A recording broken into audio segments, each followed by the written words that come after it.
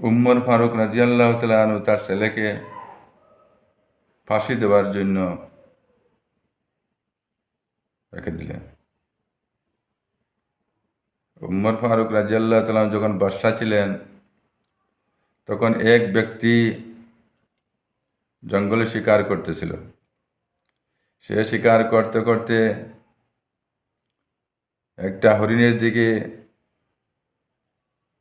গুলি ছাড়ছে, আর সেই গুলি স্লিপ করে গিয়ে আড়ালে গিয়ে একজন মানুষের উপরে পড়ে গেল এবং সে মারা গেল।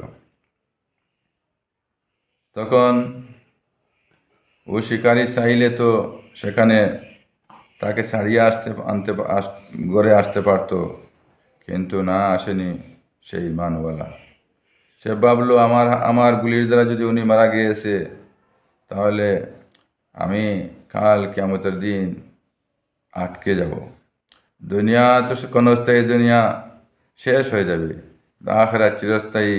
মৌতের পরে সেই চিরস্থায়ী জিন্দেগির শান্তির জন্য সে এক কাম করলো, সেই লাশকে কাঁধে নিয়ে বাদশার দরবারে হাজির হলো।